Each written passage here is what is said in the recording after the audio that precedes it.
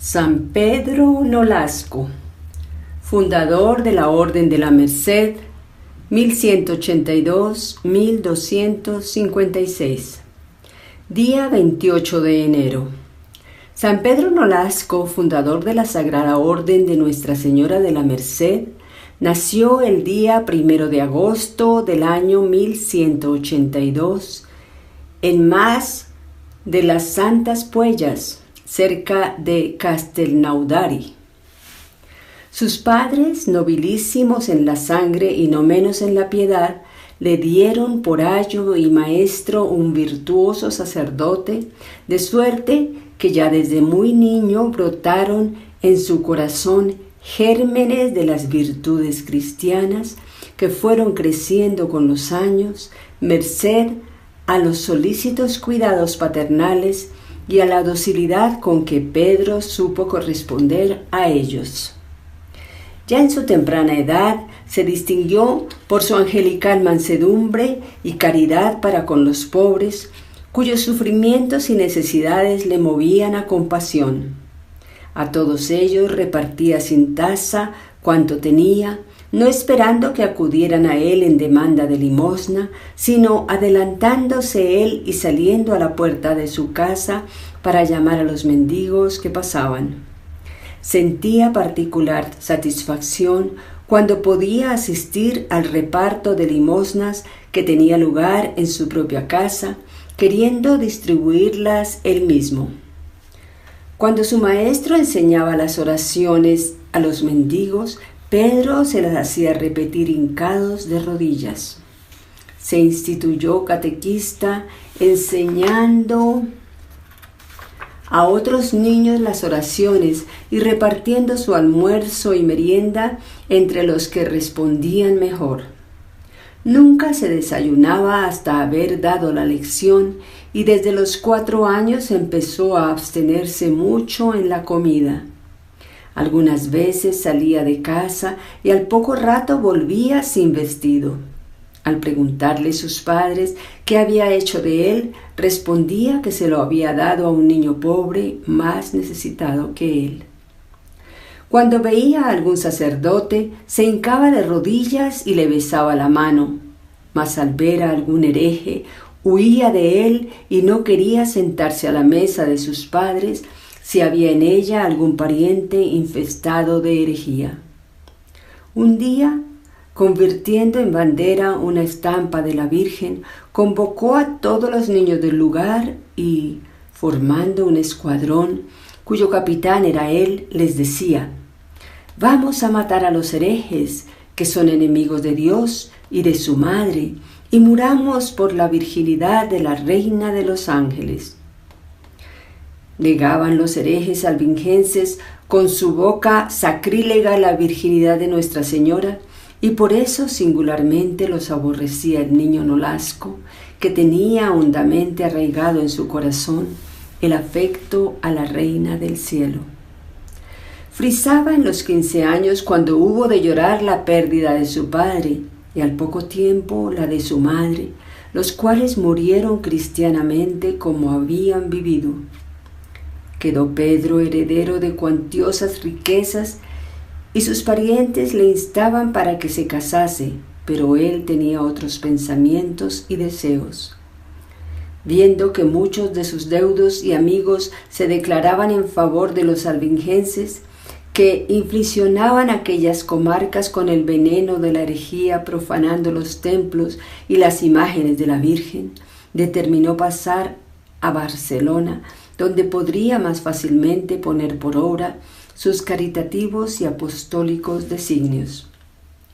Visitó el santuario de Nuestra Señora de Montserrat y luego se ocupó en obras de caridad, visitando cárceles y hospitales, pero sin pensar todavía en un fin social determinado.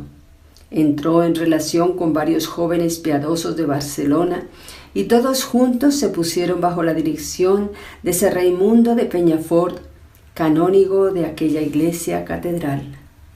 No tardó la Virgen María en manifestarle a dónde habían de encaminarse sus trabajos y su celo. La Orden de la Merced. Con tales obras de piedad y amor al prójimo, pronto cundieron por la ciudad las alabanzas al santo, si bien no faltaron las censuras, acechanzas y calumnias con que suelen los malvados estorbar las más nobles y santas empresas. Pero su confianza en el Señor y el gozo grande que recibió con varias apariciones le infundieron nuevos ánimos para proseguir sus benéficos trabajos. Cierto día, hallándose en oración, vio en sueños un verde y frondoso olivo cargado de fruto, junto al cual había 2 ancianos y venerables varones que le invitaron a sentarse al pie del árbol y le encargaron que lo guardara y custodiara para que nadie lo maltratase o destrozase. Con esto entendió que aquel olivo representaba la congregación que formaban él y sus amigos. La misma Virgen María se le apareció el día de San Pedro Advíncula, declarándole cómo era la voluntad de su Hijo y la suya, que se fundase en su nombre una orden para redimir cautivos bajo el título de Nuestra Señora de la Misericordia o de la Merced, cuyos miembros se dedicasen a rescatar a los cristianos del poder de los infieles. Ignoraba Pedro quién era el que le hablaba, y así repuso con extrañeza y santa audacia: ¿Quién sois vos, que conocéis los secretos del Señor? ¿Y quién soy yo para ejecutar tales designios? La Virgen le respondió: Soy María, la Madre del Redentor, y quiero tener nueva familia de siervos amantes que hagan en favor de sus hermanos cautivos lo que yo hice con mi divino Hijo.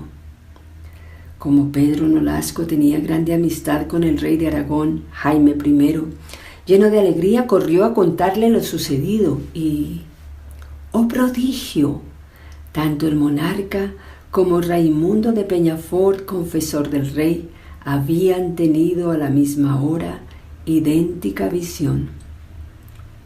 Jaime I hizo preparar lo necesario para la ceremonia de la institución de la nueva orden, y el día de San Lorenzo, 10 de agosto del año 1218, en la Catedral de Barcelona y a presencia de la corte, clero y pueblo, Pedro Nolasco y 12 de sus amigos fueron armados caballeros por el rey.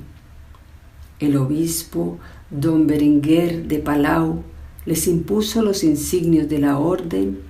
Hicieron los 3 votos solemnes de religión, a los que añadieron el de redimir cautivos, obligándose a perder ellos la libertad y exponer su vida cuando fuere necesario para el rescate de cristianos.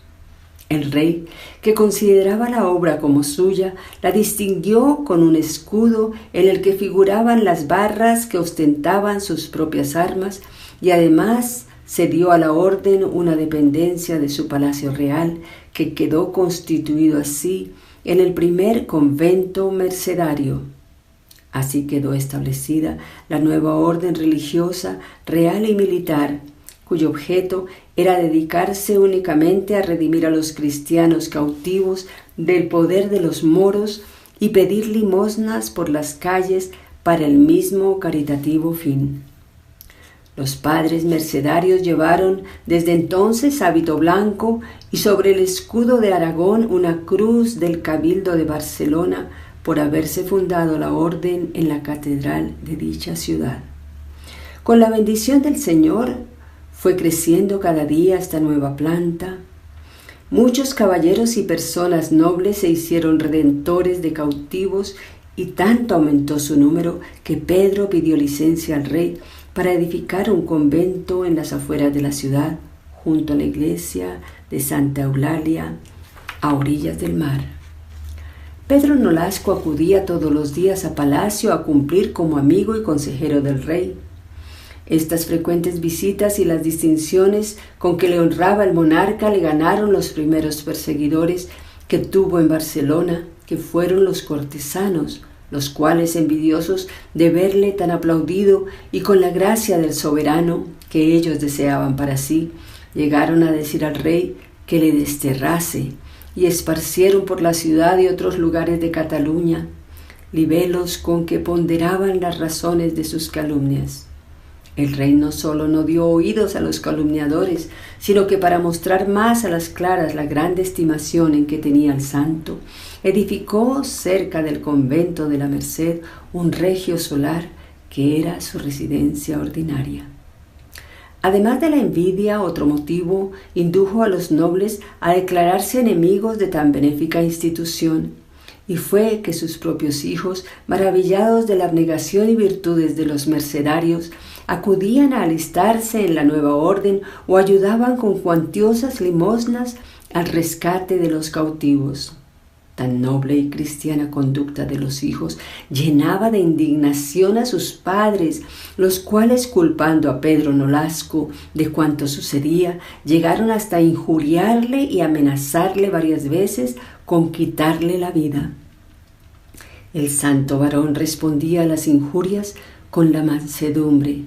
Demos gracias al Señor, decía, porque inspira a los hijos que den su hacienda para redimir cautivos, al revés de los padres que entregan sus riquezas a los demonios. Viendo el enemigo infernal que no había podido anegar al santo en tantas tormentas como había levantado, afligióle con una tentación más peligrosa, introduciendo en su alma la duda de si, redimiendo cautivos, no descuidaba su propia salvación. Y así pasó una temporada, pareciéndole que su vida espiritual languidecía por no poder dedicar sino poquísimo tiempo a la oración. Con esto empezó a dudar qué haría y el temor pudo tanto en él que resolvió retirarse a un desierto, juzgando que en medio del silencio y recogimiento de la soledad y lejos del ruido y preocupaciones del siglo, podría más a sus anchas darse a la contemplación de las cosas divinas y al trabajo de la perfección. No quiso, sin embargo, llevar a efecto tal propósito sin antes consultar con su confesor, San Raimundo de Peñafort, el cual, conociendo que aquella era tentación del demonio, desengañándole y alentándole a proseguir en lo comenzado, diciéndole que Dios no le quería para el retiro, sino para que le sirviese en el mundo, haciendo bien a sus prójimos. Esta conducta del santo nos enseña que debemos acudir a recibir dirección de quien nos puede orientar en los arduos problemas de la vida, porque nadie es buen juez en su propia causa. Los mercedarios en África. Vencida la tentación y seguro ya de caminar por la senda de la divina voluntad, sintió mayores ansias de continuar las redenciones y juzgó no debían sus hijos contentarse con rescatar cautivos desde España, sino que en alas del celo habían de volar hasta tierra de infieles para arrancar de los dientes de los lobos a las inocentes ovejas de Cristo. Juntó a sus religiosos y les manifestó su intento, pero como no convenía que todos ellos partiesen al mismo tiempo, procedieron a elegir quiénes habían de embarcarse. El primer elegido fue el mismo fundador de prior de la orden, Pedro Nolasco. Consideró el santo aquella lección como mandato celestial y para dar ejemplo a sus hijos, con extraordinario fervor y devoción, preparóse al nuevo género de apostolado, resuelto a dar hasta su sangre por la redención de los cautivos, si tal fuere la voluntad del Señor. Pasaron primero a Valencia, que era entonces de los moros, llevando cuanto dinero y joyas tenían, y con el salvoconducto entraron en la ciudad, consolando a los cautivos y animándolos a permanecer firmes en la fe. Hicieron una redención de más de 300 de todos los estados, sexos y edades, y con ese escuadrón volvieron a Barcelona. De allí a poco llevó la guerra a Valencia el rey de Aragón, y ello fue causa de que Nolasco no pudiese proseguir en sus caritativos trabajos como lo hubiera deseado. Mas con el auxilio divino los cristianos entraron victoriosos en aquella región y en breve tomaron a los moros el monte Enesa, cuyo castillo por voluntad de Jaime I fue transformado en monasterio de la Orden de la Merced, y en él se dedicó una iglesia a la Virgen María con la advocación de Nuestra Señora del Puig. Luego fue conquistada la ciudad de Valencia. Sus mezquitas fueron convertidas en iglesias por los cristianos y Pedro estableció en una de las principales un convento de su orden. Pero resuelto a dilatar más todavía el campo de su celo, atravesó el mar y llegó a Argel, donde se ocupó sin descanso en el rescate de cautivos. Entre los cristianos que hacía poco habían sido apresados por los piratas volviendo de Roma, halló Pedro a una dama llamada Teresa de Vibura, de noble estirpe e insigne favorecedora de la orden. Entró en tratos con el pirata para ver de rescatarlos, y el precio estaba ya concertado cuando llegó a oídos del moro que entre los presos había una dama muy noble y rica. No faltó más para que aquel hombre cruel, encolerizado, anulase el contrato, arguyendo que se le había engañado y mandando que volviesen a las galeras los presos, para cuyo rescate exigió enorme suma. Prometiósela el santo, pero como no disponía entonces de bastante dinero, envió a España a un religioso para que solicitase del rey de Aragón la cantidad necesaria. Entretanto, los cautivos, cansados de esperar, trataron con un judío sin que Pedro se enterase y de noche lograron evadirse, llegando a territorio contrario. Al día siguiente, vio el pirata con asombro que habían desaparecido los presos y, culpando de ello a Pedro Nolasco, mandóle prender y, llenándole de injurias y golpeándole brutalmente, le encerró en lóbrega y húmeda mazmorra. Llevóle ante el juez como ladrón falsario y único responsable de la evasión de los esclavos, pero habiendo oído al santo, el magistrado decretó su libertad. Entonces Pedro, que sólo anhelaba padecer escarnios y baldones por Cristo, se ofreció a quedar en poder del pirata en lugar de los cautivos evadidos. No aceptó el moro la propuesta del santo, pero sí detuvo a los religiosos que le acompañaban y determinó guardarlos en rehenes hasta que Pedro volviese de España con el precio del rescate. Embarcáronle en un viejo navío sin velas ni timón, y el pirata mandó a los marineros que, en llegando a alta mar, le abandonasen. Hiciéronlo así, y al verse Pedro en inminente riesgo de perecer, acudió al Señor pidiéndole amparo y protección, y lleno de confianza en la divina providencia, levantó en alto su manto a modo de vela y llegó felizmente a las costas levantinas.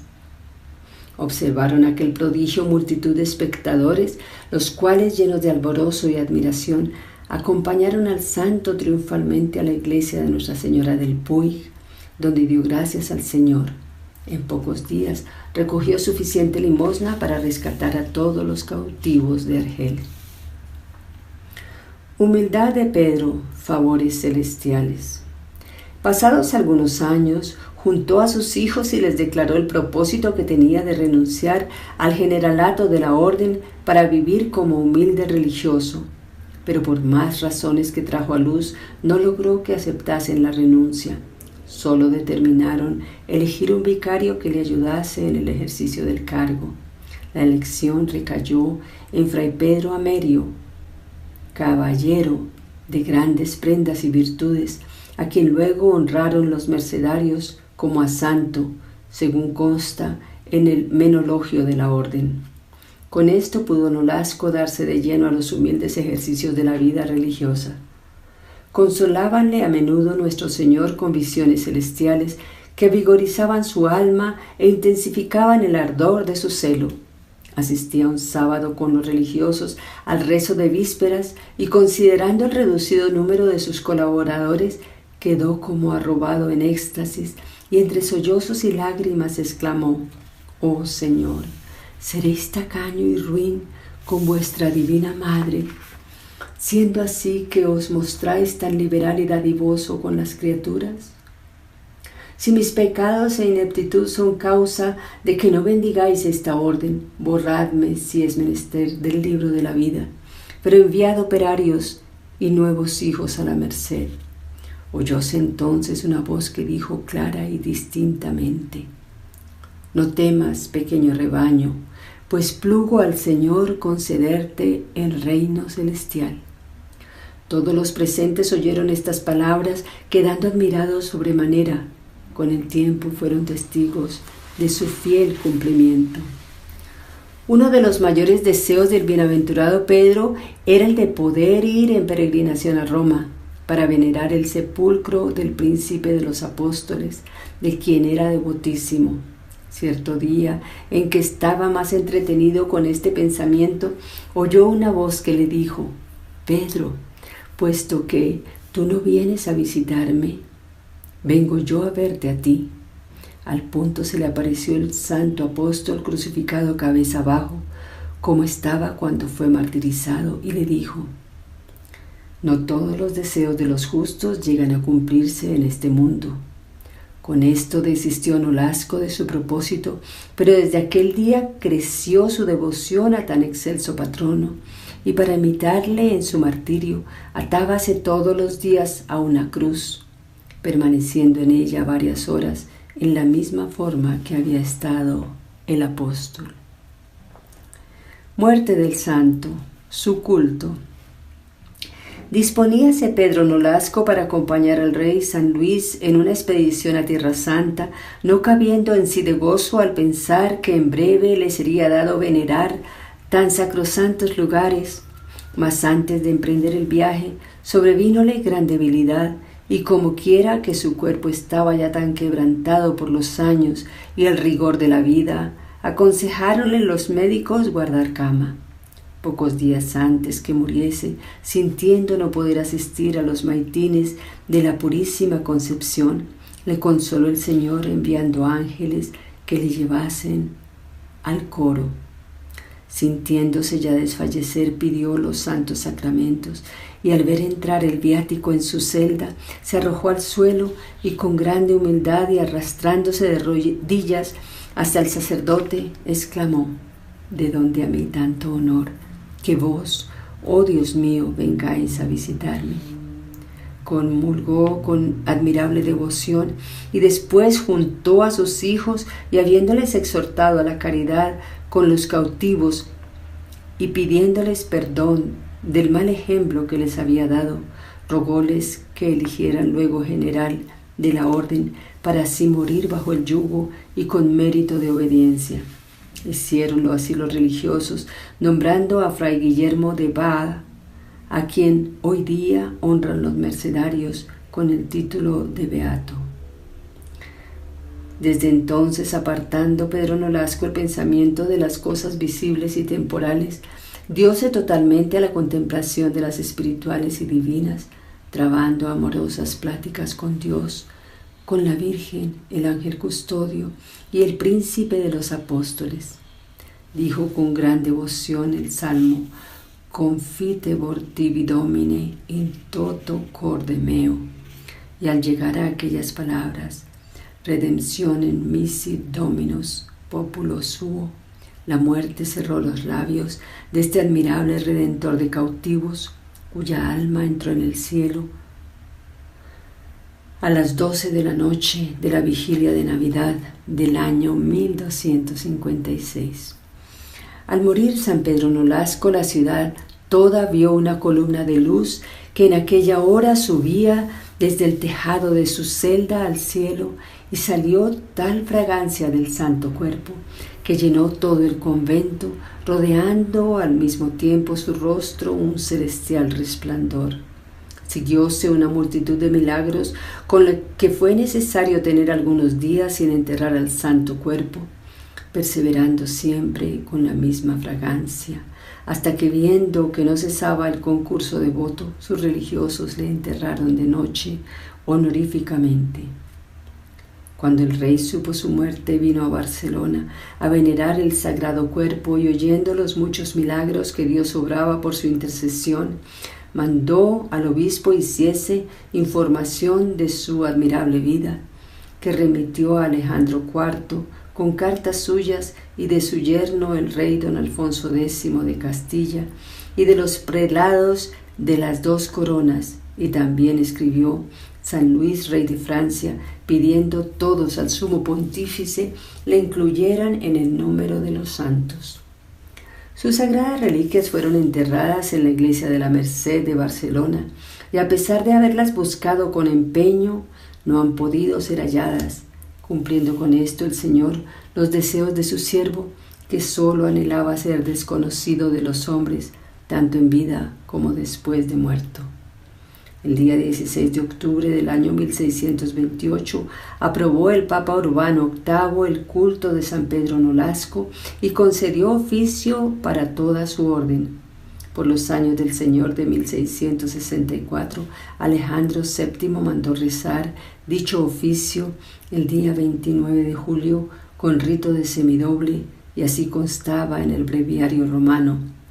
Pero a los 2 años, en 1666, trasladó la fiesta al día 31 de enero. La santidad de Clemente X canonizó a Pedro Nolasco el día 16 de julio de 1672 y mandó celebrar su fiesta en toda la iglesia con rito de doble. Pío XI la trasladó al 28 de enero. Rivadeneira hace resaltar la coincidencia de muchos aspectos de la vida de Cristo Redentor de la humanidad con Pedro Nolasco, Redentor de cautivos. Pero en lo que más se pareció Nolasco a Cristo fue en la caridad con que se ofreció a innumerables trabajos y tormentos, y muchas veces a la muerte para redimir a los cautivos. No murió en cruz, pero sí abrazado a la imagen de Cristo crucificado.